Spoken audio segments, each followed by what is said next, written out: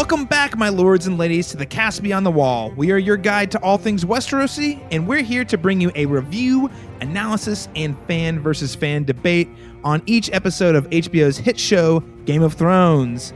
And we have returned to give you a quick refresher of Season 7 before making our predictions for, yes, I can't believe the time has finally come, but making our predictions for the final 6 episodes of Game of Thrones.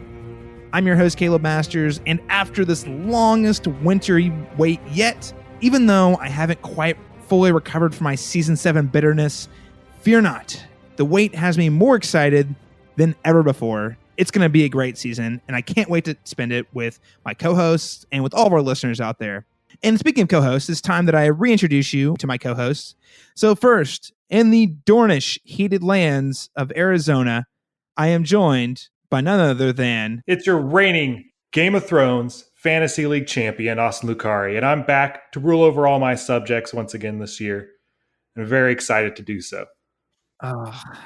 Listen, Austin, did you really win? I feel like it's been a while, but I seem to remember shouting Deflategate several times. Yeah, well, you know, when the Night King comes in and slays a dragon, it really helps out your point totals, you know?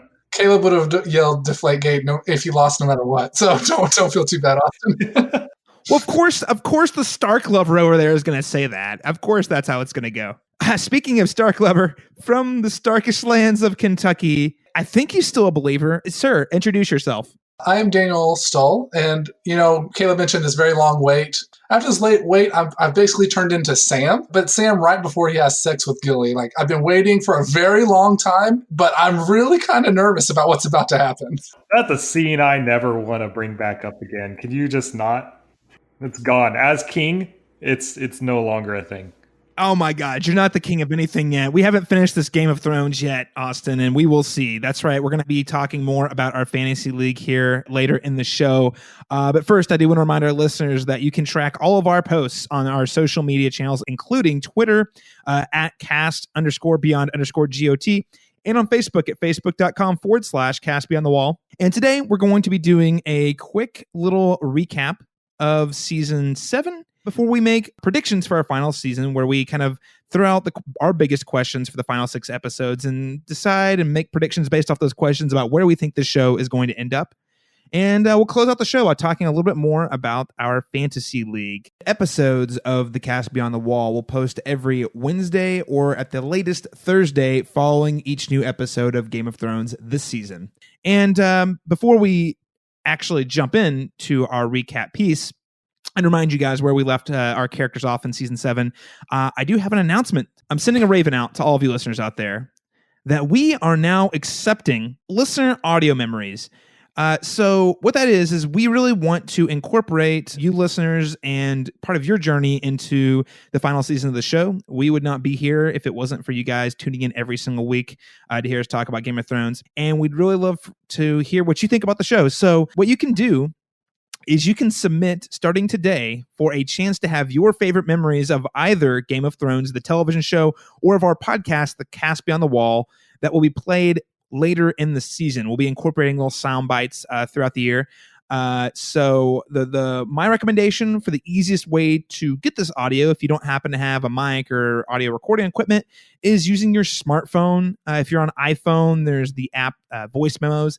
It's very, very easy to go to open the app, hit record, and then just say whatever it is on your mind. And like I said, it can either be you talking about your favorite memory of the television show Game of Thrones, or it can be a favorite memory of our podcast, The Cast Beyond the Wall. And you can send these memories, once you've got those recorded, you can email those to castbeyondthewall@live.com. Again, that's castbeyondthewall@live.com. And if you could, in the subject line for that email, specify whether your memory is of the podcast, The Cast Beyond the Wall, or Game of Thrones. That'll kind of help us just determine which one is which and where to incorporate those within the show this season. And also, if you are not comfortable talking into a mic, feel free to send us an email to castbeyondthewall@live.com. We will find a way to incorporate even written emails into the show as well. But Gentlemen, I think that about wraps up our announcements. Well, without further ado, I think it's finally time we take a look back at season 7 before making our predictions. Don't fight in the north or the south. Fight every battle, everywhere. Always. In your mind. All right, so season 7. Let's just give very high-level basic impressions. Listeners, longtime listeners are going to remember that we weren't so hot on the show. I felt particularly bummed that a lot of the story plot lines we've been following for so many years kind of were rushed out the door. We had a Baelish plot line that I'm not going to belabor the point any longer on this podcast, but that was very disappointing. A Northern storyline, we had characters like Tyrion and Varys and all these very smart characters acting seemingly very not smart, very kind of dumb. But on the flip side, we had some amazing set pieces, as you guys recall.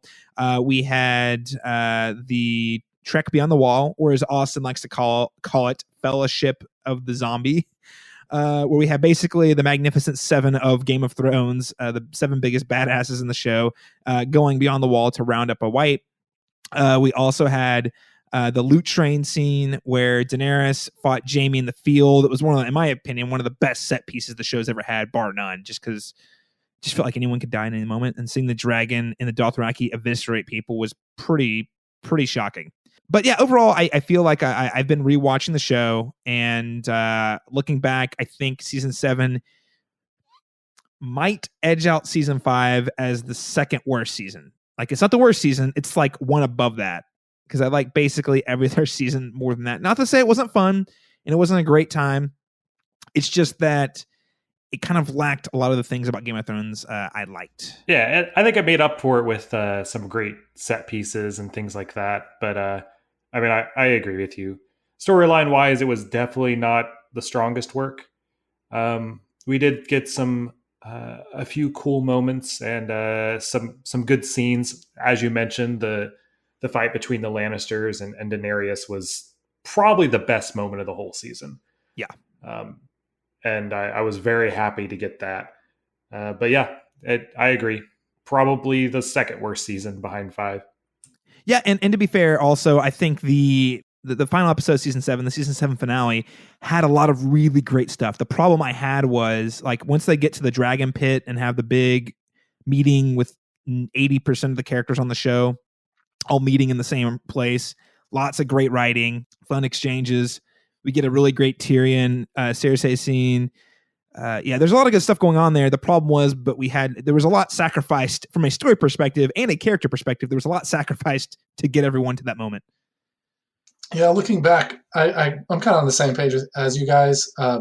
It doesn't feel like it's as memorable as some other seasons as well. Like I remember some very specific moments, but as a whole, it maybe it's because it's been so long and we usually don't have to wait this long, but it feels like it blurs in a little bit more. Whereas I can remember very specifically what happened in season 1, season 2, and season 3. And I am going through, my rewatch, and I'm working on that. But even before that, I can remember, Ned season 1, Blackwater season 2.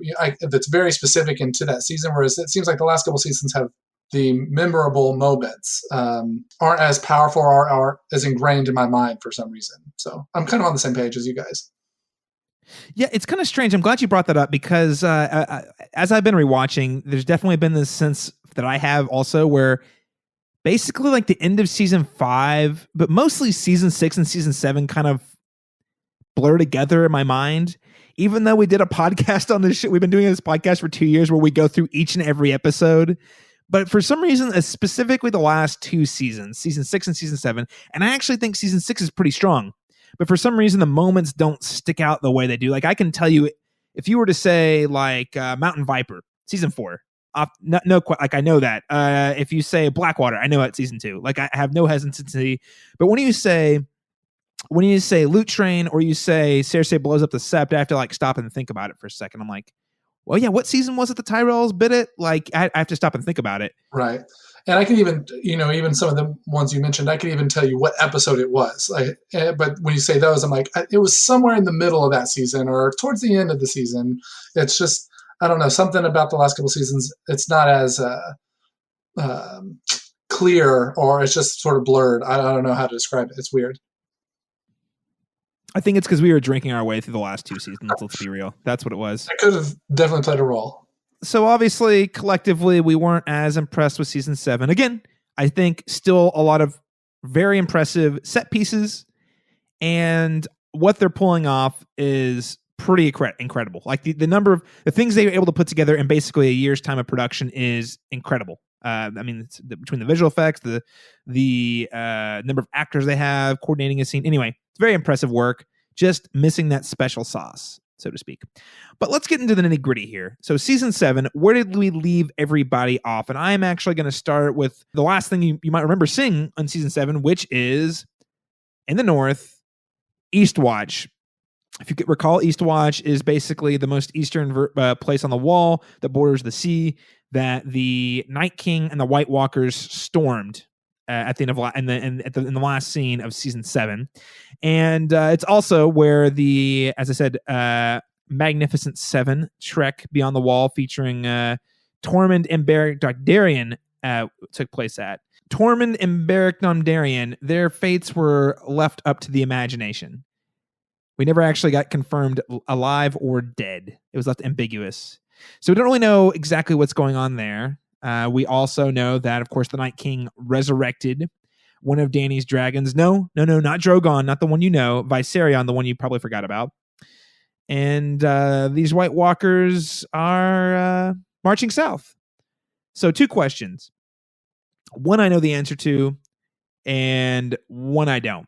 Actually, I have a pretty good idea. I think I know the answer to both questions, but just for the sake of the conversation, I'm going to throw them both out there. When do you think the Wights and White Walkers will arrive for yet another siege on Winterfell? Definitely episode 3. 100% will be episode 3. 1, because it's going to be early in the season, since it's not that far. 2, because episode 3 is supposed to be a very, very long episode. I'm going to take the technical approach here, and we'll probably see them arrive at the end of at the end of episode 2, and then set up for a huge sort of battle or whatever in episode 3. I don't know. I'm slightly concerned about this season. I just don't, 6 episodes just does not feel like a lot of time, and I know that there are some extended episodes, but we'll get into that. But yeah, I think it'll probably be early on, as Austin mentioned. We only have 6 episodes, so we've got to get there sooner rather than later. We don't have a lot of time to spend, so. My guess is going to be at the end of episode 2. End of episode 2. I think, you know what? I'll roll with Stoll on this one. The siege is going to happen episode 3.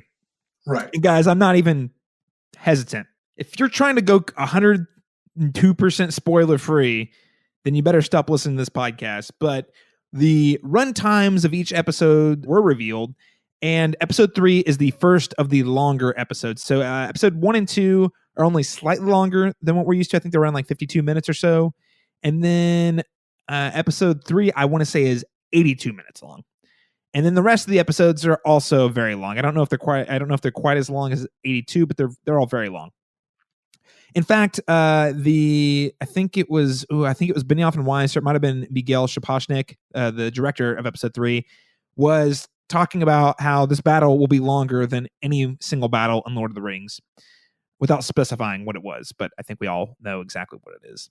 And I'm confident it's going to be episode 3 because Miguel Sapochnik, who directed Battle of the Bastards and Hardhome, is directing the episode. So that's a pretty good reason to think that, I think. Yeah. So now apparently this scene, and I know you guys were going totally spoiler free, I'm going to try to dance around it, but apparently the production of this battle sequence was grueling. They shot for weeks and weeks and weeks at night. And it was apparently very hard on everybody because they wanted to have everyone on board. They wanted to avoid using sound stages and green screens and wanted to make it as real as possible. And all I know is everyone who's described this thing called the Long Night, obviously in the context of the show, but also for the shoot, they call it the Long Night. They were all exhausted and all are kind of the mind saying, I never hope I have to shoot anything like this ever again. So I'm trying not to set expectations too high, but I think we're in for some really powerful spectacle. But I think Stoll's right. I think the White Walkers will get there at the end of episode 2. setting us up for the huge siege in episode 3. So my other question is, did Tormund and Beric Dondarrion, did they survive? They died, but we're definitely going to see them again. That's what I say. Oh, okay. All right. Here's what my answer is going to be. I think that they should have died. Like from a directorial standpoint, they should have died, but I don't think I think we'll at least get a clip of them alive before we see them actually dead. But I think the answer would be just to have them dead. But I have information that I will not share on this podcast, but I know the answer. Yeah, keep that out of here. Your spoilery crap. It's in the promotional material. It's in the promotional material. I don't want it. Just because they're in the cast doesn't mean they're not dead. That's people right. on screen. White Walkers. That's what they will be. There's plenty of dead people on screen. Maybe they're gonna pull an Avengers Infinity War where they use fake footage that's not in the movie and the trailers. That could happen too. Maybe Melisandre teleports and she revives both of them as well. Who knows? Guys, I gotta say, I forgot Melisandre's still alive. Why is she still alive again? Does anyone know? Why are her and Davos still exist? I don't know. I'm not really sure. Melisandre's got those powers that we saw her use one time to kill somebody. So she burned a lot of people alive, and then not accidentally, but she resurrected Jon Snow when she was confident she would not be able to do it, but somehow did it. Yeah, that was really the one time she did anything really. She killed Renly.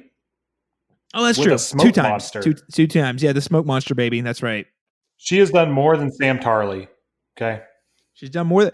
No, Sam Tarly killed a White Walker. Yeah.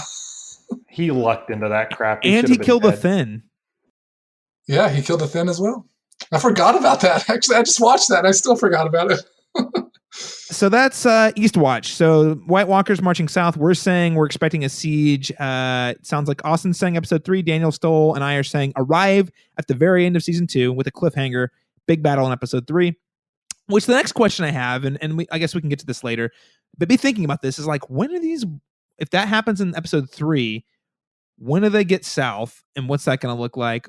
We'll come back to that. But first, we have to talk a little bit about the Westeros' biggest power couple. That's right. Winterfell, they're awaiting Jon and Dany's return.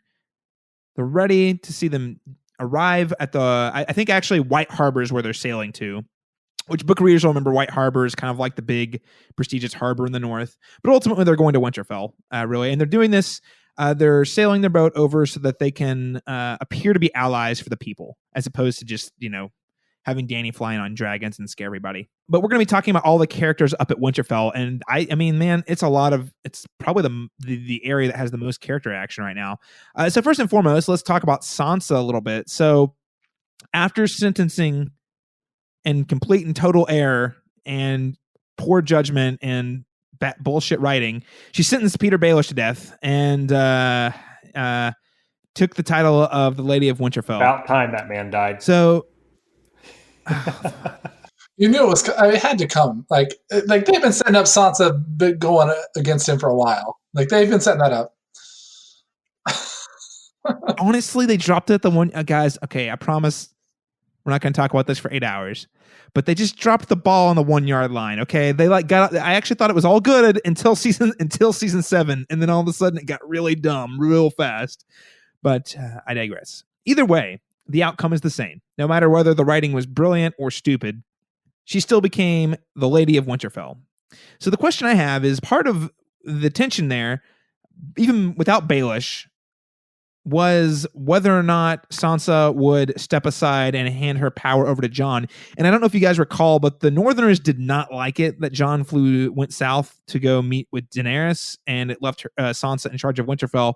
So my question is, do you think she will step aside and hand power back over to Jon once he and Dany return? No. The short answer, no, I don't think she'll do that. The long answer is it'll be more of a, I guess, team effort, I guess, if you could say, with like rough patches, I guess. But no, I don't think she will. Yeah, why should she, really? Like, he gave up his rights to any sort of Winterfell throne when he signed up for the Night's Watch. Well, no, Austin. But see, hold on. Let me refresh your memory. He claims that his debt was paid because he pledged his life to the Night's Watch, and then he died and came back from the dead. I mean, if he wants to go through those goofy loopholes, then fine, I guess. But he died for the Night's Watch. He was killed by the Night's the Watch. fact of the matter is, he gave up his rights to the throne. So, but he ended up with the throne of Westeros, so he may not care. And refresh my memory, but doesn't he vow his allegiance to Dany? Yes. Right, yeah. Yes. So he bent the knee to Dany. The North is all about don't bend the knee, blah, blah, blah, blah. Like he did that. So why would they support him now? And he'll stick by it too. Yeah. Quick reminder that in season 7, it was actually a whole deal. Basically, Cersei is like, "Yo, Daenerys, I don't trust you, so I don't really care what you have to say. But Jon has to bend the knee to me for me to like agree to be on this as part of this truce." And he says, and he does the most Stark thing you can imagine. He's like, "I can't. I already pledged and bent the knee before Dany." And literally everybody like looks at him and like, "Dude, just lie, just say that you haven't yet." Sure. But no, he's a Stark. He's a Stark through and through. That makes it even more difficult for him to try to take the leadership position. And I think it makes it a little bit easier for Sansa to take that role, which I think she, like Austin was kind of saying, I think she should be the one in that position, honestly. She's turned out to be probably, I know I supported Arya for a long time, but Sansa's probably my favorite Stark at this point. So I think she should be in that position. Daniel, I'll second that. Upon revisiting the show, I think Sansa Stark might be my favorite Stark as well. Her arc is, we haven't seen the full conclusion of it, but she's like, her arc is very clear and defined, and it's been a really tough journey because she was the one who was all about wanting to go marry the prince and have all his babies and things. And what's kind of interesting is she kind of got what she wanted, really. She did technically go live in the castle and then wed royalty and then wed royalty again in a different castle. It's kind of a dark, kind of twisted, like monkey's paw version of it. It's like, oh, I wish I have this thing. But through all of that, through her in a weird sort of in a weird sort of way, getting what she wanted, just not how she thought she wanted it, really made her a stronger person. I feel like she's actually a pretty competent leader now. She's no longer naive, but she still has that sweetness about her that she had in season 1. And she has that faith in people, but also she's not dumb either. Baelish taught her a lot about lies and truths and manipulation. And even Cersei taught her a lot about what it takes to be a queen. So I think it seems to me that she is, generally speaking, taken the best of what those people have taught her. And it's kind of become part of who she is now.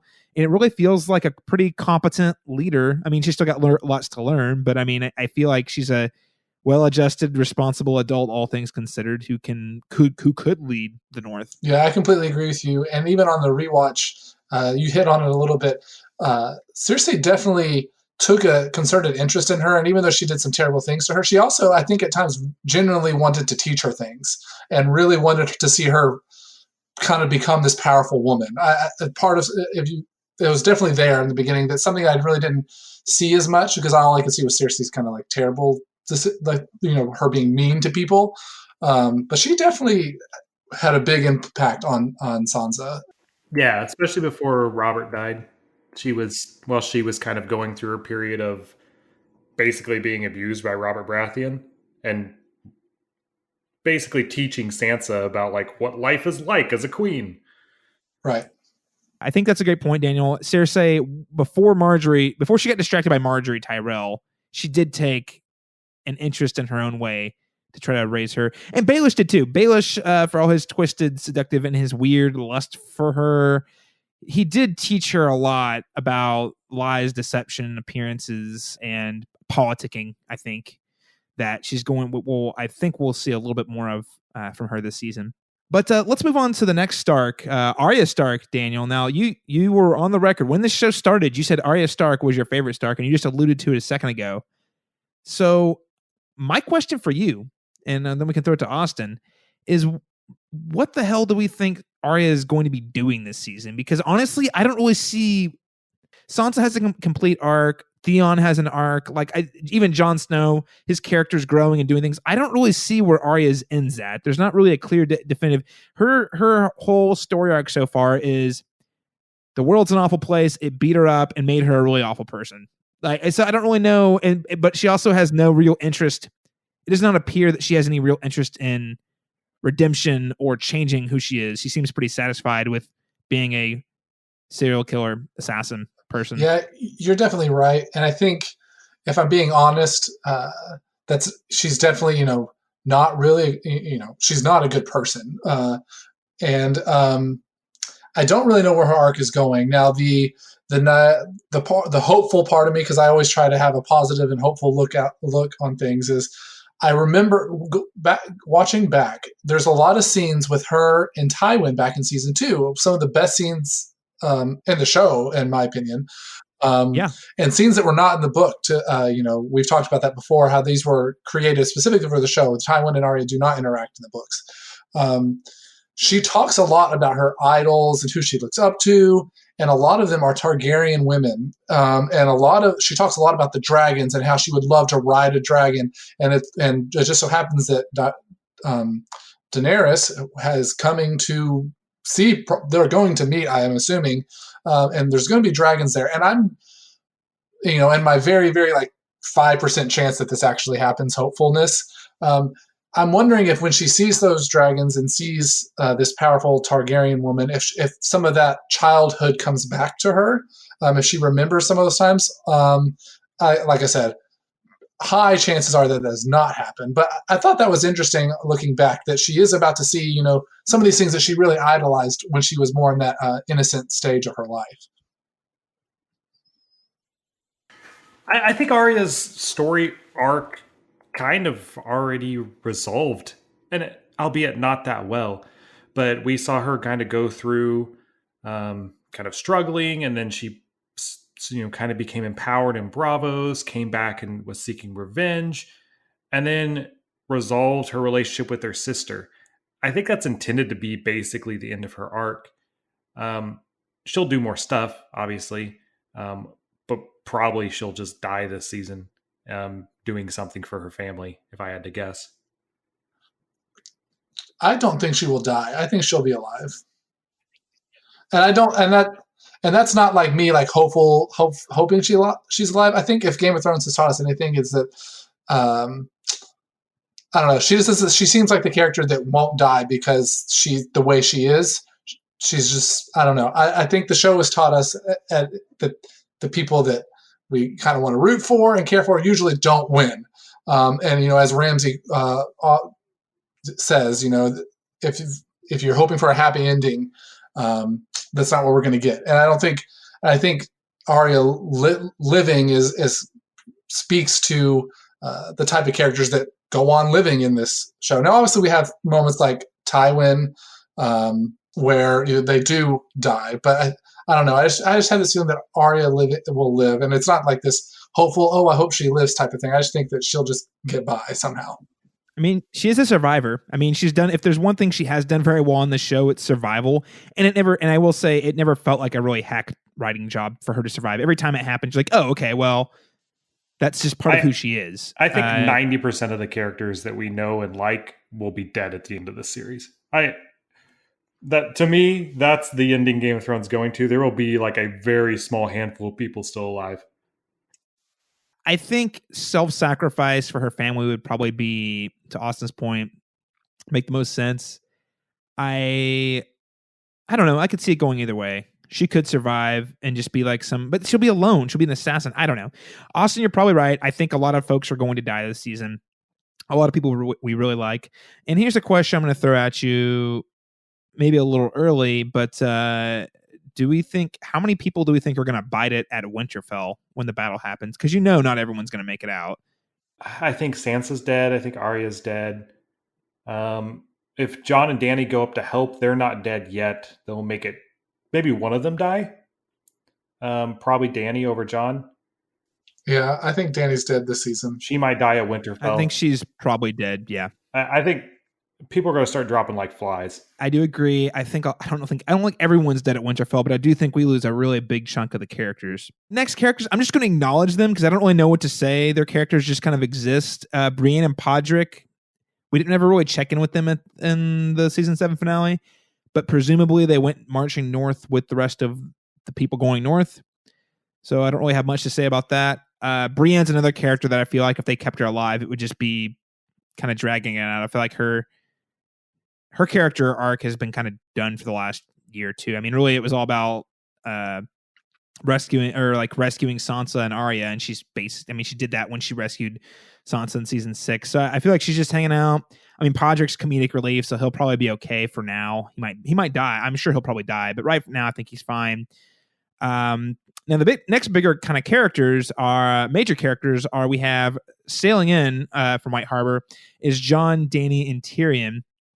And they're going to dock and reveal their allyship. Something that's extra interesting about this is that if now Jon and Dany are an item. So my question for you guys is, I have a couple questions here, but firstly, do you think they're going to keep this love romance secret, or do you think they're going to make it public pretty quickly? I think it becomes public pretty quickly, whether they want it or not, because it's like a super political matter. There's no way they can keep it secret. And I don't know whether or not it ends up being good or bad for them, though. I guess that depends on... Well, I don't know if anyone in Westeros even cares that they're related. Everyone's been having sex with their relatives in that world for centuries, so that doesn't matter either. So who knows? But yeah, I think it's very much a public thing. Hey, listen, the audience certainly doesn't care. They're all about that Anton nephew power banging that was going on last season. I mean, when the aunts and nephews look as good as those two do, I don't think anyone cared.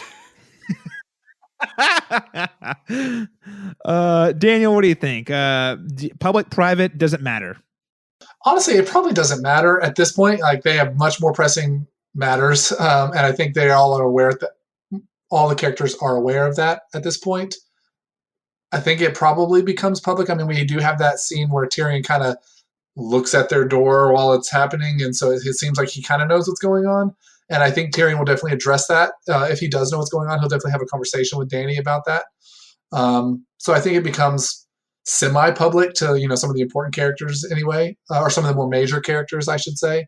But I don't think it's going to matter too much. Here's the thing. Initially, when I was writing this question down, I thought, yeah, that's kind of a big deal. Because that's a big Game of Thrones thing, right? It's like the relationships and the political. There's only 6 episodes left, though. So if it matters, it's going to matter for like a full half an episode before it moves on. You know what I mean? I think if anything, it has more of an impact on the final outcome of like who's on the throne, who's not, than it does for the duration of the season. That's the only context in which I think it might matter. If she were to conceive a child, then maybe that child becomes of importance. But that just seems so not important right now because of the situation with the White Walkers. No, I think that is important though. No, I know what you mean though. But here's the thing: they hint at it last season. I think it was Jon Snow. Daenerys is basically saying, "Yeah, I can't have kids anymore." And I think it's Jon Snow who's like, "Why not?" And she says, "Oh yeah, well this witch told me." That I could never have it again. And he's like, did it ever occur to you that wasn't exactly reliable information? So they kind of are trying to plant the seeds there that maybe what the witch told her wasn't true. I don't know. I feel like it's really interesting that they made that statement. So I suspect that there will be a child, which now leads me to think that Daenerys will survive and Jon's going to die. I don't know. I hadn't thought about that angle. Ooh, the plot thickens. Well, so here's my thought on Dany. Since we're kind of talking about her now, she's either going to die, like, in this whole 8 seasons of her building up to will have not mattered, which feels like not that it doesn't matter, but it feels like, typical stories would tell us that she's building to succeed. Like, that's why we've been following her for so long. But I feel like it's a really Game of Thrones thing to do is to have her not succeed, at least at what her goal is. Maybe her original goal was. Maybe her goal becomes something different. But if she's not dead, I feel like she might be Azor Ahai. You mean Jon Snow's not Azor Ahai? Yeah, I don't feel like it's him. I hope Azor Ahai ends up being complete bullshit. And it's like, nobody is that. Honestly, yeah, that could totally happen too. Okay, so Azor Ahai, basically, for those of you who aren't familiar with the prophecy, is basically like the Jesus of Westeros. He comes, and here's the thing that makes me think it's Jon Snow is because he came back from the dead inexplicably. Yeah, but so did Beric Dondarrion. Don't take the bait. Dany's the only character that is like resistant. Like, so you have like the ice and fire. She is like this character who has several times throughout the show used fire more than any other character to bring upon destruction to her enemies and like stand in fire, touch super hot things and live. So I feel like if there's this Lord of Light and it's not the ice side of things, that it would be the fire side of things. She is the character that fits that more than any other character. Yeah, but Daniel, John's last name is Snow. That's true, Austin. So according to a wiki of Ice and Fire, Azor Ahai was a legendary hero who wielded a burning sword called Lightbringer, according to the tales from Asai and followers of R'hllor, the Lord of Light. He's also referred to in other cultures as Hyrkun the Hero, Yentar, Nefarian, and Eldrick Shadow Chaser. So like I said, basically like Jesus. Oh, look, it's this guy who's been prophesied by multiple religions and cultures to be the savior who's going to come in. I think it's Euron Greyjoy. Yep. Well, Beric Dondarrion has a flaming sword, guys. That's Caleb. You got all those points. He's got all those points. That flaming sword, and the fantasy did not let me down. But I think so. I know what's interesting about that. We're not going to go backtrack too far, but there was, and the show has way downplayed just prophecies in general. Because the show actually, there's a couple that kind of tease a little bit, like when Daenerys goes into the House of the Undying way back in season 2. But even that's super simplified. This is more of a book thing. But it's really interesting in the books because they really try to set it up like Stannis Baratheon is Azor Ahai, which is why Melisandre is backing him for so long. And that's why she also latches on to Jon Snow so quickly. She's like, oh my God, he came back from the dead. Maybe he's the guy. So yeah, I don't think they're going to talk about Azor Ahai. Well, you know what? I don't think they're going to talk about it because I don't think there's enough time. However, I do think it would be very strange if they did not at least acknowledge all of the R'hllor Lord of Light stuff in some meaningful way. And I feel like you almost can't do that without mentioning that prophecy, because that whole religion's built off of the belief that this guy is going to come back and save everybody. I mean, that's why Melisandre burns people all the time. You know who it's actually going to end up being, though, right? Samuel Tarly? Yeah, it's probably going to be Sam Tarly. Yes. And then I'm going to find George R.R. Martin and send him a very sternly worded letter. In that letter, will you please say, write your books? I will feed him the worst burrito he's ever eaten. Toxic burrito. Oh God, what are you going to put in there, Austin? I don't even know. It's just going to be like the most it's going to have like ketchup in it and like some mustard and like some raw fish. This is it's like just going to be terrible. McDonald's breakfast burrito or something. Ugh. Yeah, McDonald's. There you go. You've named the worst burrito possible. Congratulations. Speaking of Samuel Tarly, Austin, he made his way to Winterfell last season as well. And he is holding a very critical piece of information. And that is that Jon Snow is actually Aegon Targaryen. So Jon and Dany don't actually know that yet. Sam knows it because he's talked with Dr. Bran Hatton about it. Jon isn't really my father's son. He's the son of Rhaegar Targaryen and my aunt Lyanna Stark. He was born in a tower in Dorne. His last name isn't really Snow. It's Sand. He's not. Dornish bastards are named Sand. At the Citadel, I transcribed a High Septon's diary. He annulled Rhaegar's marriage to Alia. He wed Rhaegar and Lyanna in a secret ceremony. Are you certain? It's what the High Septon wrote in his private diary. I don't know why he'd lie. Is this something you can see? Father, smith, warrior. Mother, maiden, crone. Stranger, I am hers, and she is mine. from this day until the end of my days. Robert's rebellion was built on a lie. Rhaegar didn't kidnap my aunt or rape her.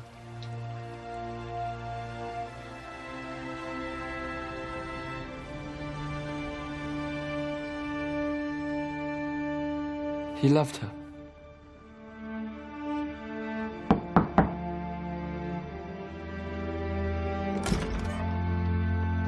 And she loved him. Do you think that Sam is going to withhold this information? Or do you think he's going to tell Jon, be like, yo, Jon? He's definitely going to tell him. He's going to tell him, laughing the entire time. And it's going to be like, bro, you banged your aunt. It's going to be great. It's going to be hilarious. The only time Austin will like Sam. Truthfully, probably, yeah. Austin, one day, I'm going to make this happen. Uh-huh. I am going to get, I think it's, what's the actor's name who plays Sam? Hold on. What's his name? He's unimportant. You don't need hold to on. look it up. Hold on. I'm looking it up. No. He doesn't need a name. I am going to. This man has already ruined his career. We can just forget about it. Oh, God. I am going to call up John Bradley and get him to leave you a voicemail for your birthday. John Bradley. What a loser name that is. Dude, if you did that, that would be the best thing ever. What if John Bradley's listening to this podcast right now, Austin? You hear that name, you just think, man, that guy's really interested in like accounting or something. I mean, it's true. That is an accountant's name. He probably likes to read books too. Yeah. And like gets real excited about doing his taxes. Okay, look, man, you can make fun of Sam, but like this guy's just trying to make a living, man. Yeah, exactly. Why are you making fun of John Bradley here? He's just an actor getting paid. Look, this guy is just as responsible as George R. R. Martin for what's come out on that screen. All right. He is not innocent in this, and I will hold him accountable. So, Austin, can you tell me, remind the listeners about the vast Sam collection you have in your home? Since you hate him so much. My beloved fans have sent me various Samwise Tarwell trinkets. I've got action figures. It's Samwell, Austin. Get it right. No, he's Samwise now. I've got action figures, pop figures. I've got a framed, very dramatic Sam portrait. A lot of Sam stuff over here. I've seen it in real life. It's real. I can't. It's confirm. right next to me. I keep it here as a reminder. It's kind of like it's like a voodoo shrine at this point, more than like a tribute. Austin, if anything happens to John Bradley before this show is done, I'm calling you and saying, "What did you do?" Austin, what are you going to do whenever Samwell Tarly is the one who's on the Iron Throne? I do think he'll be one of the few people to survive because it's all like George R. R. Martin's weird serving fantasy that he has. He views himself as Sam and he wants to be the winner. He likes to read books. What's wrong with that? It's gonna happen. Sam lives because it's just like Bilbo Baggins, right? He lives, he writes the book, and that's what we're reading. Except the book never gets written, and we just have a bunch of pages. So are you saying Samwell can't write? Well, I'm saying we'll never finish the series. Oh, old George R. R. Martin's never going to get it done. Oh. Sorry to break it to you. Everybody dies and your book's never finished. Happy day. I think Jon is going to react poorly to the news that he's banging his aunt. I mean, yeah. I think Danny's going to be cool with it, actually. He's going to be like, yeah, it's a Targaryen tradition. What's up? Yeah, I agree with you. That definitely seems like their reactions. It'll bother Jon and it won't bother her. What's that going to be like, though? Like, it's going to bother him to the point where they're not going to do it again, right? I have pulled up right here the 7 stages of grief. So he's going to go through shock and disbelief, and then denial, and then guilt. He's going to feel really guilty about it for like 3 whole episodes. Like that, we need to go ahead and map out the stages of grief by episode. How many stages is he going to get through every episode? So first episode 1, he finds out, and he's like, "Oh no." Second episode, he's like, "Nah, we're not related." And then he's like, "Crap, we're related. What do we do?" And then he gets really mad about it. Okay, and he takes it on the White Walkers. Then he goes into depression. And then he rebuilds his life and accepts it and just, begins to love Dany and their weird incestuous love child. But as you put it, I mean, they're so attractive. Does it even matter? I mean, not in Westeros. It's basically like the Alabama of books. So, oh shit. Oh gosh. I mean, they are in the North, and as we established many years ago, that the Northerners are kind of like the redneck Tea Partiers of Westeros. So, that's how they portrayed him over in Bravos. When the play that Arya witnessed, that's how they definitely portrayed the Starks. Yes. But moving on, we have another character that I think there's a lot to talk about here. The only character more interesting than aunt and nephew power incest sex is the man, the legend, Dr. Bran Hatton, Bran Stark, aka the Google of Westerosi knowledge. I prefer the stillness here. I am tired of Earth. These people. I'm tired of being caught in the tangle of their lives. Dr. Bran Hatton. Look, bro's trying to save the world. Come on. Is he? Because there's actually a very large sect of people on the internet who think he's controlling the Night King. Oh my God. You're listening to people on the internet again, Caleb. No, I'm not. You kidding me? I think that's crazy. I think it's crazy town. But really, I've actually had a number of listeners of the show come at me with that theory, and I'm like, no, I really don't think he's controlling the Night King. No, we talked about it a little bit before. They're connected for sure, like his ability and the Night King, and something is connected. We may never find out how, but they are connected in some way, I believe. But he's not controlling the Night King, no. Yeah, there's no way he's like Bran is like responsible for what he's doing. No way. So my next question is one of our biggest criticisms of last season as it relates to Bran, actually, especially me, because it led to the demise of one of the greatest characters in all of modern fiction, Peter Baelish, was how Bran could just apparently knew everything, but until he didn't. He would just randomly, whenever the plot needed him to, drop knowledge about knowing really important stuff, until it came to Rhaegar Targaryen and Lyanna Stark, who secretly got married, and then Sam had to tell him to go look into that memory. So apparently he's not omniscient. He has to know what to search for. Like I said, he's like Google. Yeah. He's like a really good researcher. It's like Google. Oh, let me go find out. I saw that as a huge problem last season. Honestly, it felt like a giant plot convenience, and it felt like, wow, we've been building. This character has been on the slow burn development for the whole show. And it's been building to this. A little bit of a letdown, and mostly because they didn't really ever, in any meaningful way, really communicate to us what the rules of his powers are. So as of right now, there still really aren't any rules other than that he knows a lot of stuff, but he doesn't know everything, and we don't know what he does and doesn't know. So do you think we're going to get any more insights into how his powers work this season? Nope. There's not enough time to explain that. I don't think you're going to get any much more information aside from the fact that he can tap into information when he wants to, when he knows what to look for. I mean, I feel like Austin's right, but I feel like that's just so bad if he's right. Like you mentioned, his character arc has just been such a slow burn. It feels like there's got to be something that he does that's very significant. I do think he has a significant purpose, yes. But in terms of explaining his powers, no, I don't think we get that. Okay, firstly, I agree. I think he has a couple of very key purposes to fulfill this season. That's not my question, though.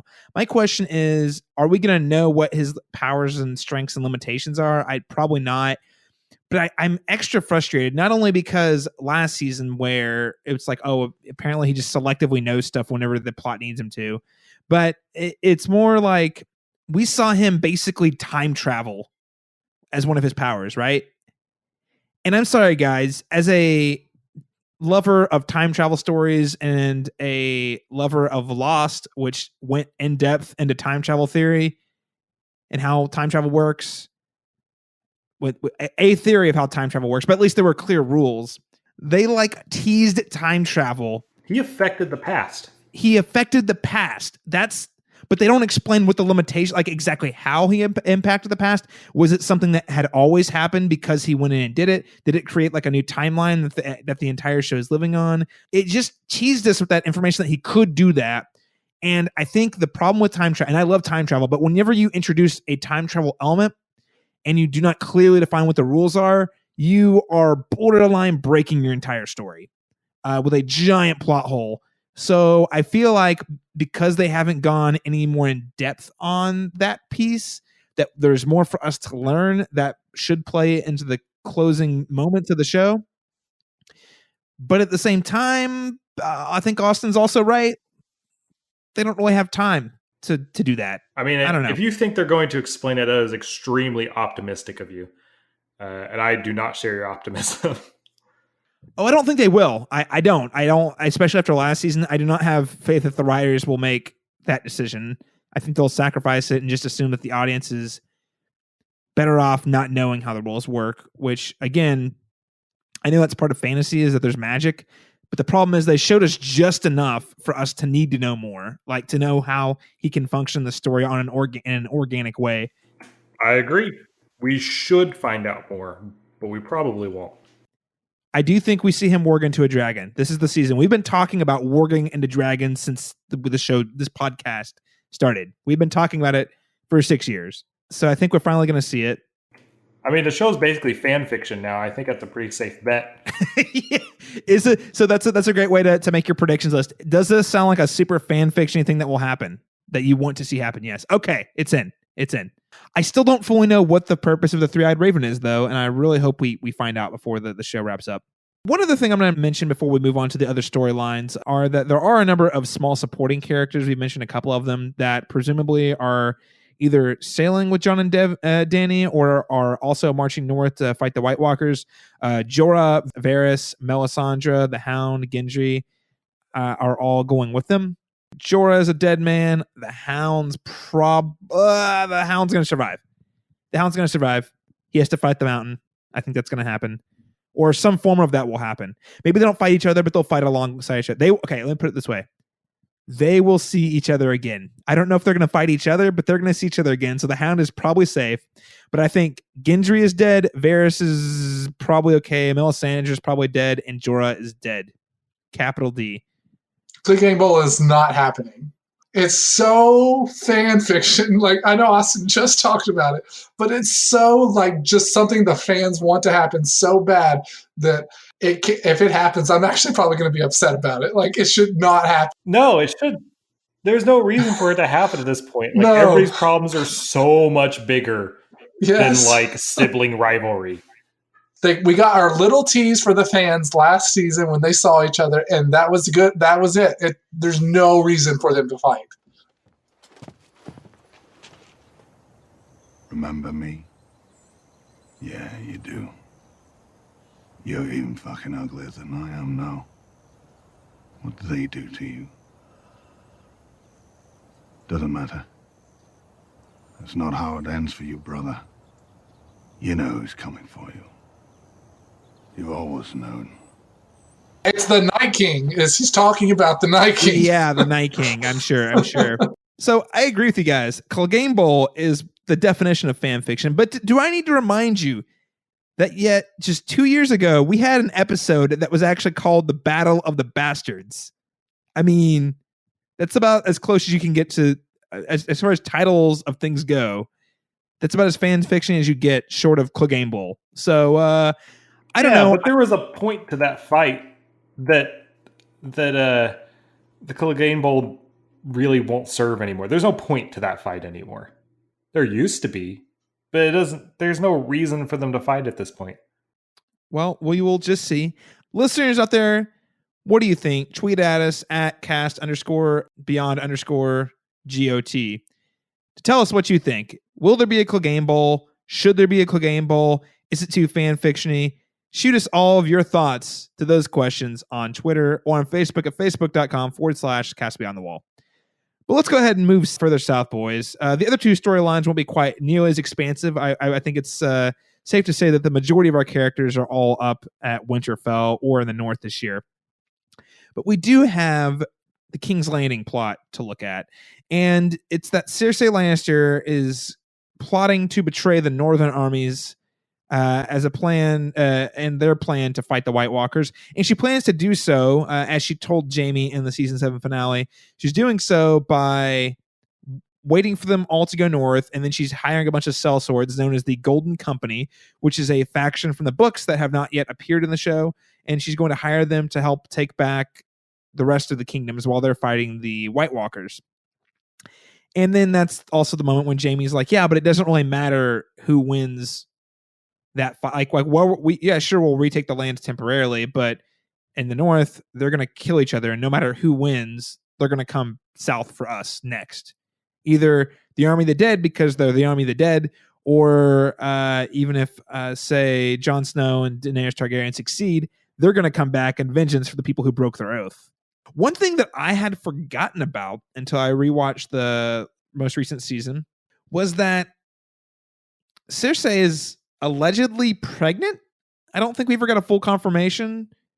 I don't think she ever confessed it, right? I think she says, I'm pregnant. But it's like when she reveals it, it's like it was to her advantage to be pregnant. So it's like, is she lying about it? Type of thing. Tyrion suspects she's pregnant, but like it could be for show. I don't know. It's kind of tough. I really hope they don't go down the like fake pregnancy thing. That's too like Days of Our Lives-esque. Yeah. It would just make me really sad if they decide to do that. But I also feel like her becoming pregnant right now seems incredibly weird. And I mean, I don't know. I don't know. I feel like I don't like that they incorporated this into the story either way, because either she's lying about it, and you're right, that is kind of Days of Our Lives soap opera, Austin, or she's being honest, but then it's like, why would you introduce this pregnancy at the 11th hour of the story? I don't really know what it really adds to the story, other than, I guess, as temptation for Jaime to not stab Cersei in the back or not kill her when he has his chance. So it just feels weird to me that they brought that in. I know, largely to Daniel's point, it seemed like it was being used as a way to manipulate Jaime. I don't know. Daniel, do you have any other thoughts on the pregnancy? Like how this could play out this season, if it's good or bad? I mean, I definitely agree with you guys. It does seem weird and strange. Maybe it's to speak to how far Cersei has gone. If she is, let's say she is lying about it, it just doesn't feel like a Cersei move. But I have a hard time believing that she is, because that would just be, like you said, it's so weird to introduce that at the end. So maybe it's to show like how far down she has dropped from where she once was. I don't know. I agree with you guys, though. I'm trying to stretch something to make it work, but it does seem out of place. There's not really a way the storyline unfolds that I feel like I'll be super satisfied by, because I just hate the pregnancy as a plot device. But hey, I mean, we'll just have to see how it goes. This does lead me to Jaime Lannister, who we last saw right north. One of my favorite moments of last season, actually, was right at the end of the finale, was when Jaime confronts Cersei, because Cersei basically lied to him and didn't tell him that she was lying about the truce.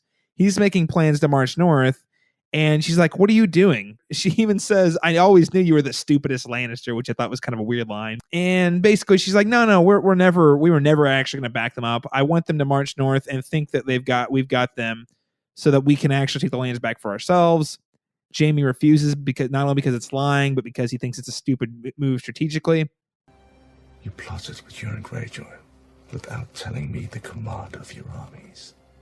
And you conspired with Tyrion, the man who murdered our father, without telling me, your queen. I didn't conspire. You met with him in secret without my consent. You planned to promote my enemy's interests. That is the definition of conspiracy. I pledged to ride north. I intend to honor that pledge. And that would be treason. Treason? Disobeying your queen's command, fighting with her enemies. What would you call it? Doesn't matter what I'd call it.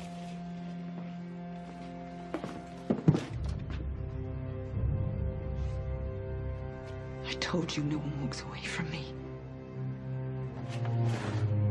Are you going to order him to kill me? I'm the only one you have left. Our children are gone. Our father is gone. It's just me and you now. There's one more yet to come. Give the order then.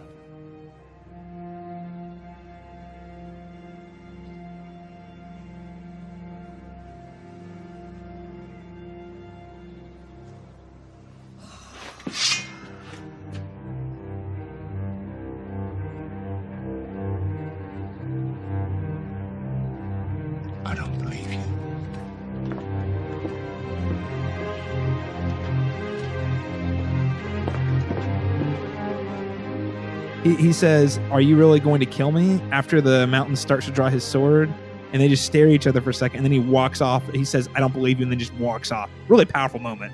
But I think my favorite part is when he's riding out of Winterfell. Just really powerful visuals. Is like he's on his horse, and the snowfall starts, and he sees it land on like his golden hand and everything as he's riding away from King's Landing, and also channeling one of my favorite moments from the books.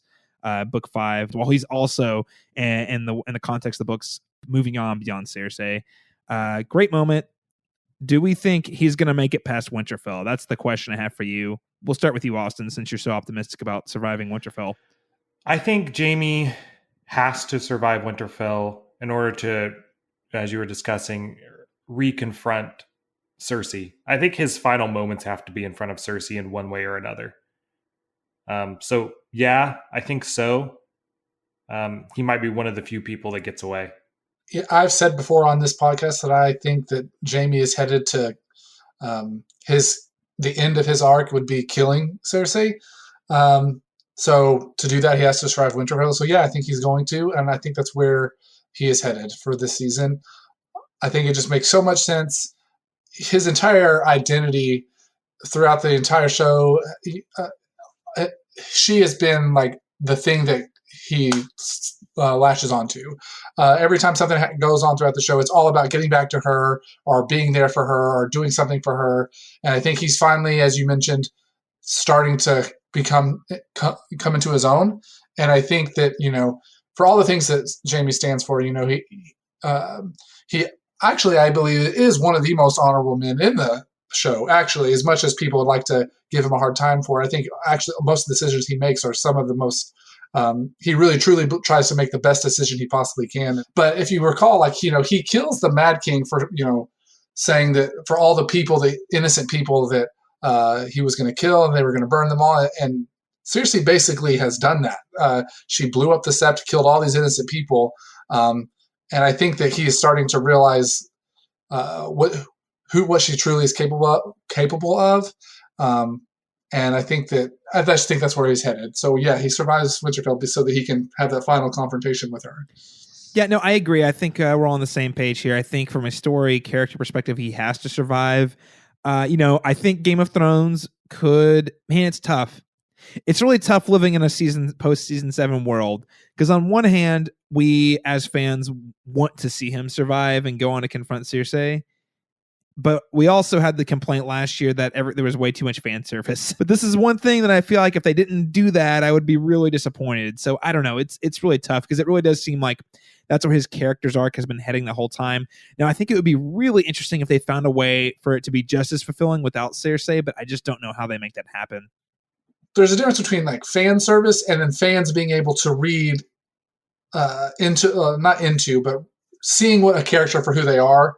And seeing like what makes good story. I think there's a difference between like fan service to me, like making the Clegane Bowl happen, or something like that, where it's more fan fiction. This just makes sense. Like throughout the story, they have dropped hints that this is where it should be leading. And I think there's a difference in being able to pick up on those hints than just saying fan service, I think. So here's my crazy theory. I think he survives Winterfell, and he and the survivors march south. Cersei will not let them in the gates. She locks them out, except for Jaime, because he's Jaime. He gets in there. They have a whole monologue or two. He convinces her he's on their side. He opens the gates, which is exactly what Maester Pycelle did for the Mad King at the order of Tywin Lannister. Open the gates, let Robert and the Starks in. Jaime will open the gates. She'll feel betrayed, and then he'll kill her. Or she could kill him, but I think he'll kill her. I think that's really where it's heading. I don't know what happens to him after that. I mean, after that, the only thing I think he really has left is some form of self-sacrifice. But I think that's the moment we're building to. That's a little specific, but I really feel like, Daniel, as you pointed out earlier, Cersei has done worse things than what the Mad King threatened to do. And so I think at this point, Jaime's realized that. And for him, especially if she's resistant and sticking to her oaths, And when it comes to, protecting the survival of Westeros, we've seen that he's willing to make sacrifices to protect most lives. You know what I mean? Like for him, sure, I could honor my king who's a crazy, insane man who's burning people alive, but at the same time, he's going to blow up this entire city, which is tens of thousands of people. So I would rather save the tens of thousands of people than to honor my king. So in the same way, I think he'll make the same decision again in the face of his sister. Where he goes after that, I'm not really sure, but that's kind of the moment I feel like the trajectory of the show's on right now. I think that's where it's headed. He survives Westeros, meets up with Brienne. They run away together and live happily ever after. That could happen too. The end. I forgot about that.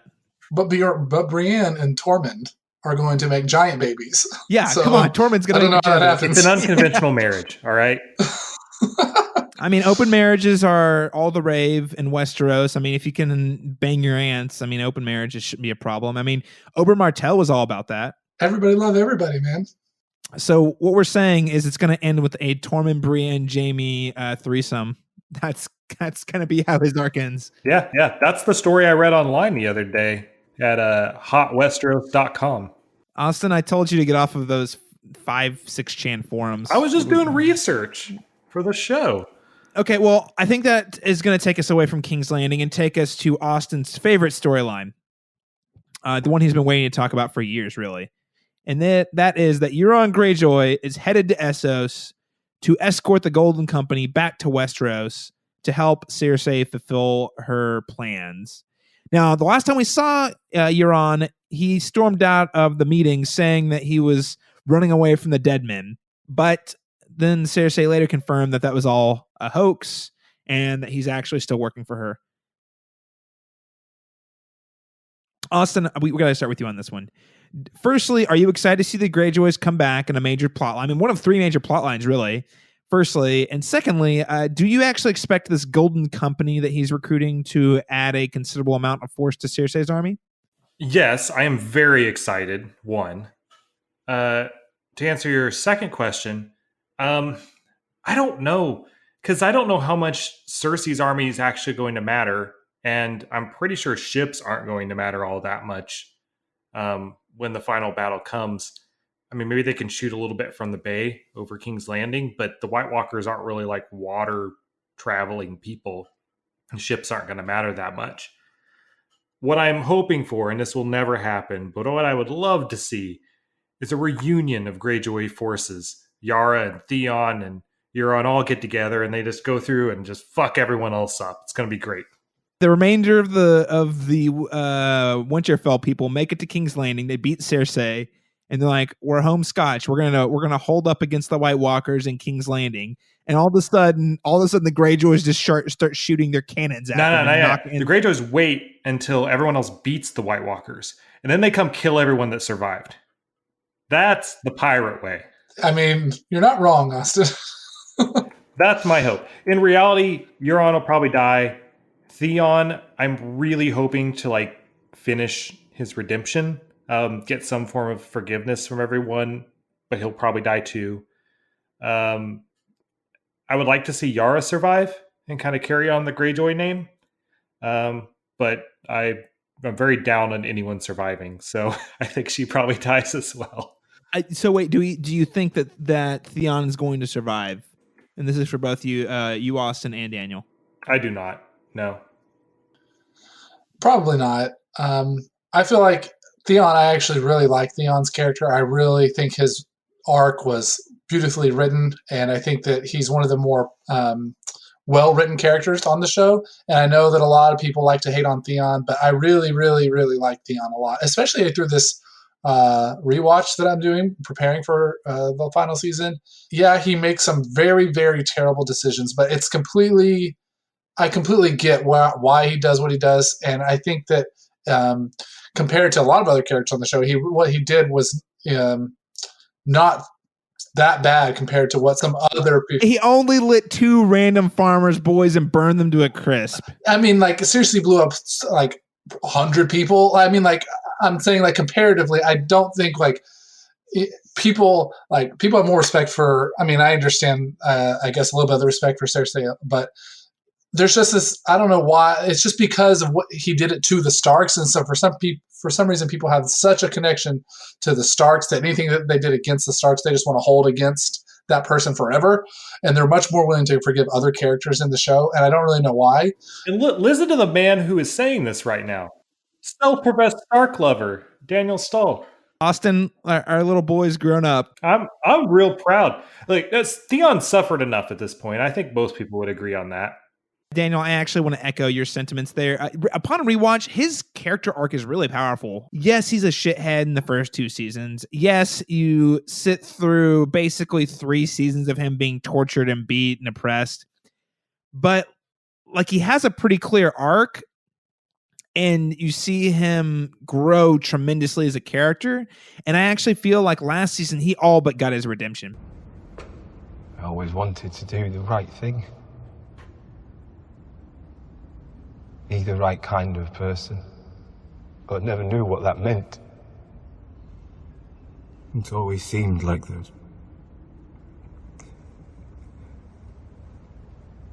there was an impossible choice I had to make. Stark or Greyjoy. Our father was more of a father to you than yours ever was. He was. And you betrayed him. Betrayed his memory. I did.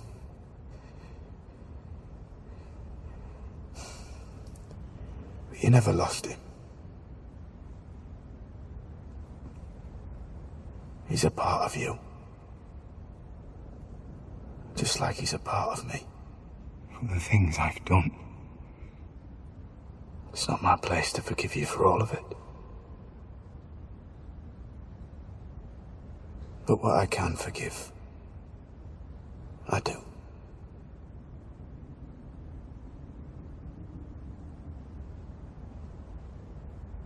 You don't need to choose. You're a Greyjoy. And you're a Stark.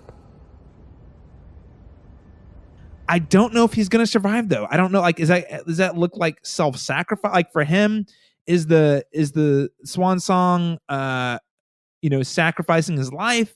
Is it ruling the Ironborn, even though he can't have children? Like, is that like kind of his fate? I don't know. I do agree with Austin. I would love to see Yara kind of carry the Greyjoy line on. I just am not really 100% sure where it's going to go. I am confident Euron Greyjoy is going to get fucked up, though. I think that actually wraps up kind of our recap of where we left all the characters off in season 7. There's a lot of really small plot threads dangling. Melisandre has sworn that Varys is never going to see a land outside of Westeros again. She's sworn she's going to see Arya again, which I think we're confident is going to happen. So, I mean, like, there's a lot of little things out there. I think these are really the main storylines, though. They can be broken down into 3 parts: King's Landing, Essos, and Winterfell. Yes, there's more things that could wrap up, but I think right now you've kind of got a feel for where we think things are going. But I think before we actually close out the show, we have to move on to our next portion. We have to move on to our next segment where we just have to ask the big questions. Like, what are the things that mean the most to us? You've heard us kind of recap where things were at, and you've heard us talk a little bit about where we expect to see them go, but what are the big questions that mean the most to us? So, Daniel, I'm going to start with you. Big final season question. This is the last time we have a chance to speculate and say, hey, this is what I want out of this season. And really, at this point, what I want out of the conclusion of the show. So what is one question that you would like answered this season? Well, assuming that they somehow solve this Night King issue and that Westeros will continue in some fashion, and I am a little nervous that we might not get this. I want there to be some sort of resolution on what they are going to do with like the future of Westeros and like who is like not who is sitting on the Iron Throne, because my opinion is that there won't be an Iron Throne, and there might become some sort of like Jon was really influenced by the Wildlings and how they were quote unquote the free folk. Maybe they move into something like that. I want to get some sort of at least a conversation between, let's say, Tyrion and whoever else is surviving. If even if Tyrion survives, whoever that is, a conversation about what the future of Westeros will look like politically. I don't know if we'll get that, but I would really like to see that resolve. So that's one thing that I really want to see all the characters that are left standing to have a conversation about that. So yeah, so the big question being, what does Westeros look like after White Walker? Are we looking at a new world order? Are we looking at a reestablishment of the old world order? What's it going to look like? I think that's a great question. And I guess maybe I don't want it to be super ambiguous. I want there to be some sort of like clear, like, this is what we're going to look for. This is how we're going to do things moving forward. Do you think on Game of Thrones we're going to get a clear-cut ending though? No, that's what I'm saying. And I don't think we're necessarily going to get that. I mean, there will be parts of it that are ambiguous for sure. I at least want to see part of the conversation that they have and see the ideas that they bring up, whoever it is. Okay.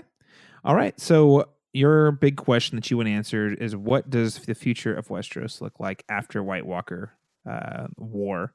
Right. Austin, what is a question that you would like to have answered or explored in the final season? I think what comes to mind kind of after Stahl's question is a little bit more information on the origin of the White Walkers. I know we know who created them, but that their whole like existence is still very, very fuzzy. They're just kind of like a vague, menacing like force that travels through the land. We know that the Children of the Forest created them to protect them from the First Men, but we don't know how or what their motives are or what they're really trying to do. So I hope we get some of that answer, and I think we will. I think some of that is going to get addressed. Man, they've given us a lot of just bite-sized pieces of information, but you feel like it's like we've gotten 10 pieces of a 500-piece puzzle. You know what I mean? Like okay, we know that it seems that they have been breeding by kidnapping Craster's children, for example. Way back in season 4, they showed us what they did with Craster's children, which is apparently recreate more White Walkers. Okay, we saw that they create more soldiers. We know that the Night King was created by the Children of the Forest. We know that they can bring dragons back from the dead. I don't, but as far as like what is motivating the Night King? Is he like out for vengeance? Do they have agency? Like some sort of, like, are they working on their own accord? Are they being driven by somebody else? I mean, that's kind of goes back to the Bran question. Is Bran controlling them? Like, I don't know. We don't know a lot of that. Yeah. Well, I mean, like, is the Night King just like some like kind of like some weird AI who has just been pre-programmed by the Children of the Forest to like wipe out humans? Or it's because it appears that he has more agency than the others. So like, if that's the case, what does that look like? And I don't want us to get into the Star Wars Episode 1 midi-chlorian territory of explaining things, but I feel like there's just so much up to the imagination that it's hard for us to really determine whether or not how they handle those characters are great writing or not. And that actually is my question, Austin, which is, will the show find a way to make the battle against the White Walkers more complicated? And when I say more complicated, there's a couple different things I mean.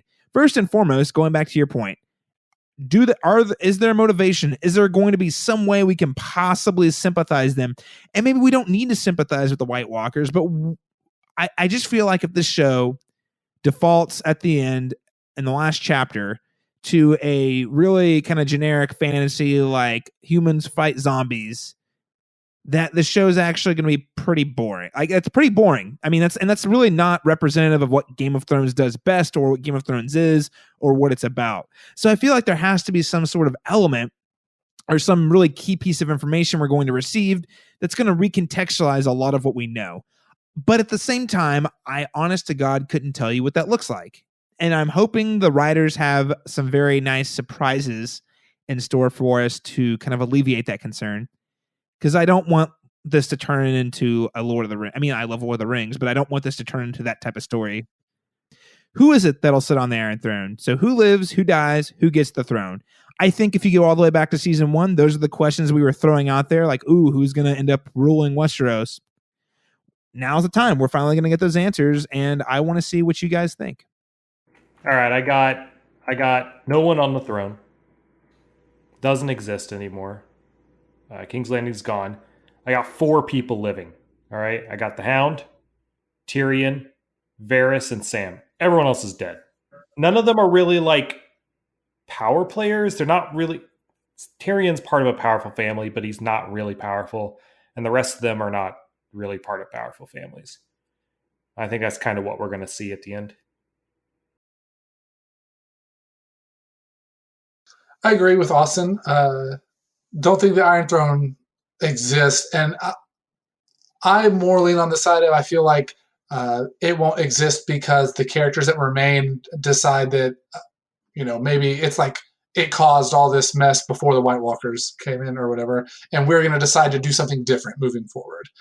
Maybe that doesn't get destroyed by the White Walker army per se, but that whatever group of people remain decide that they're going to run things differently moving forward. I think that's kind of so in that sense, there won't be anyone who sits on the Iron Throne because they will remove it and any power that it held.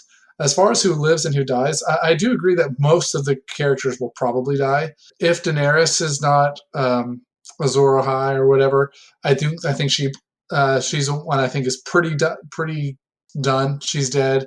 Yeah, I think most of Jon probably dies. I think that Sam probably does live just because it's Sam.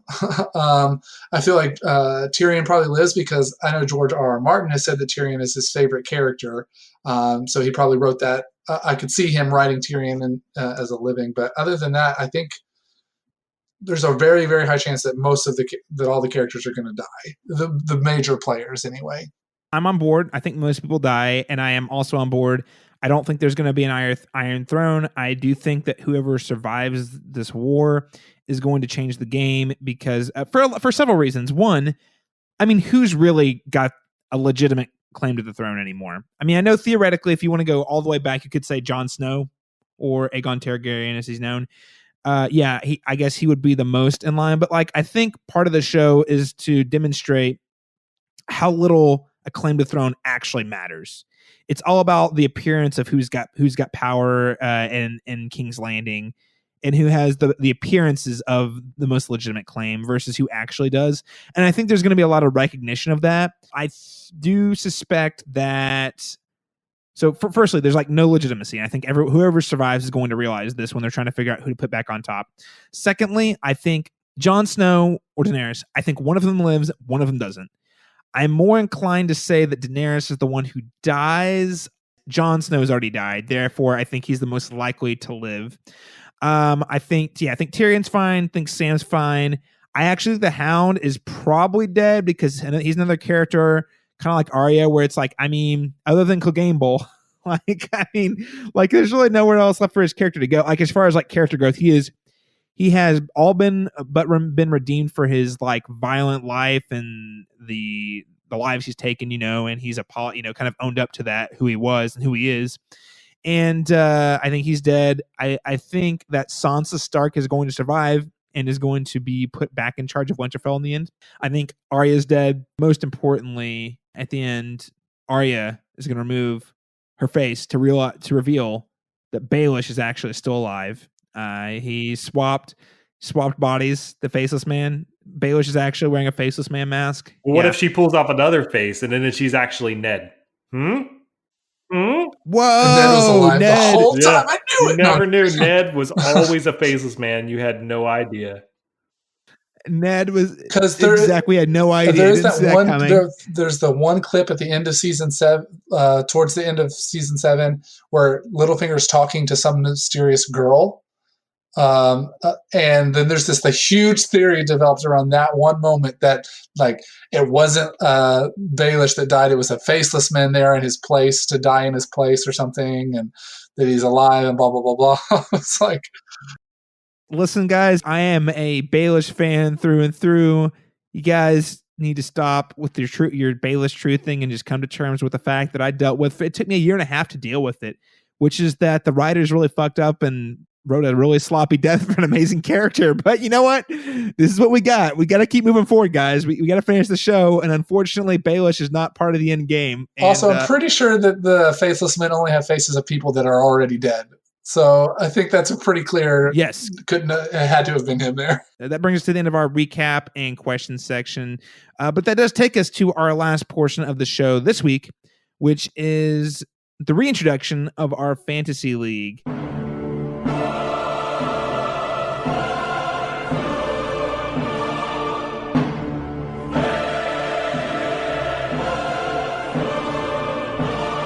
So once again, I will go ahead and pass the baton off to Austin Lucari.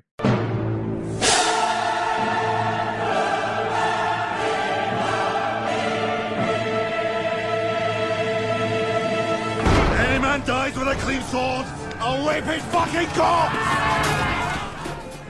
Yeah, so we are going to do the Fantasy League again this year. I fully intend on winning again.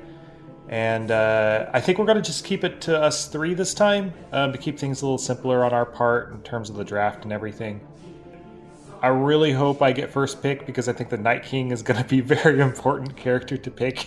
We'll give updates every week about how much I am ahead and just keep you guys posted when we do the draft before the show starts.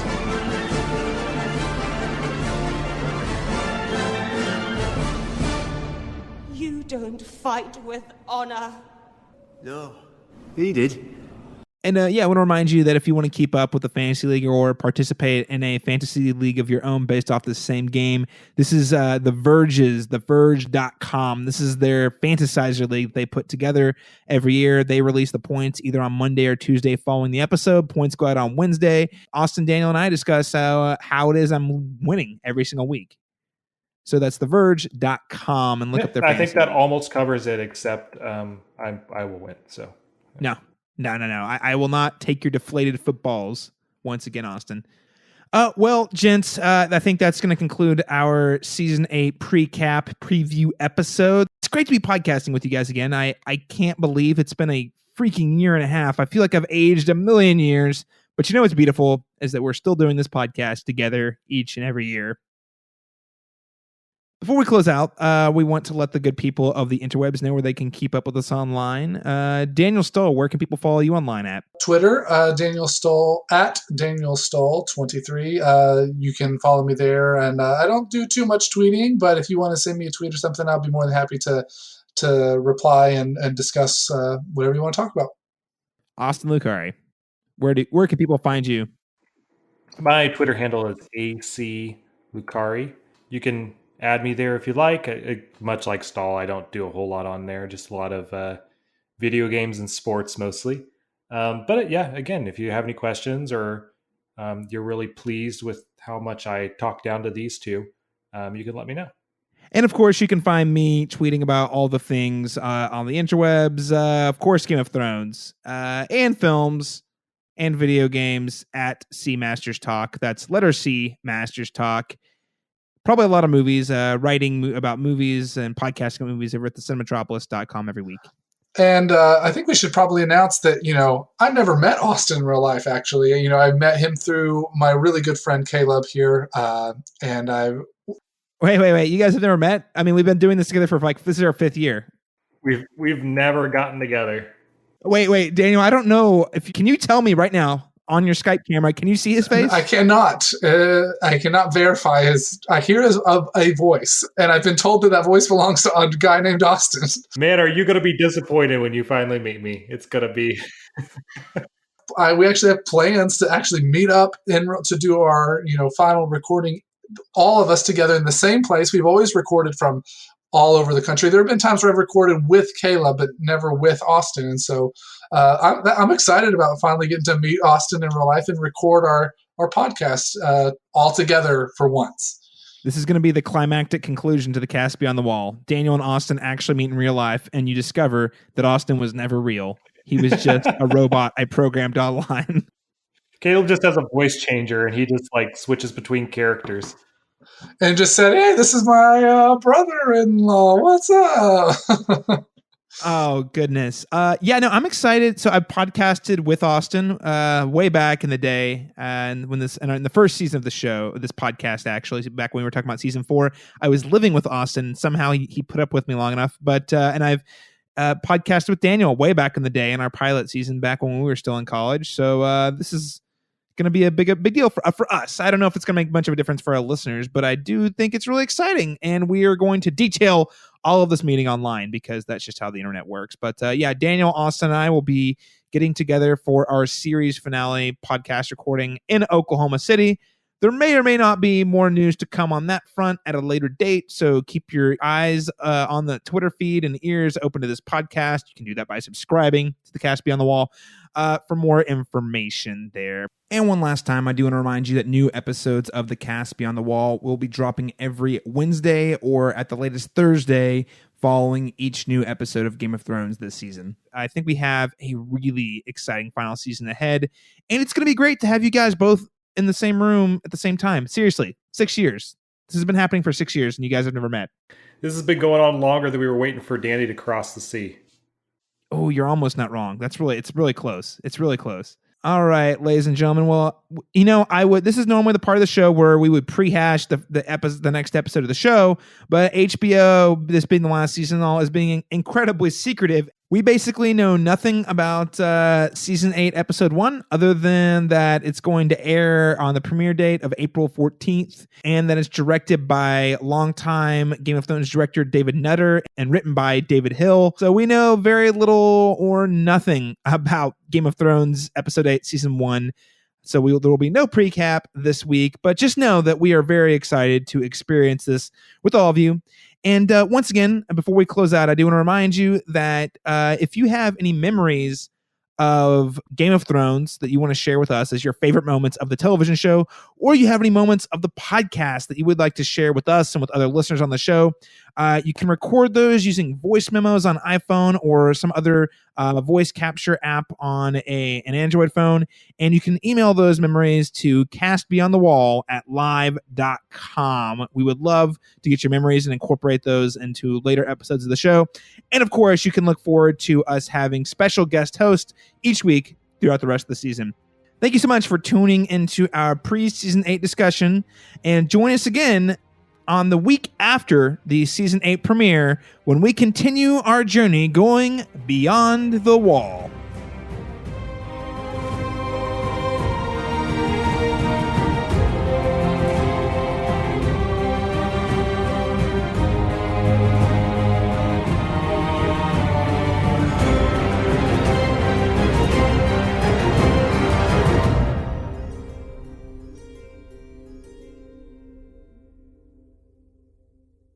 Man, when Jon finds out Dany's his aunt, there's going to be egg on his face.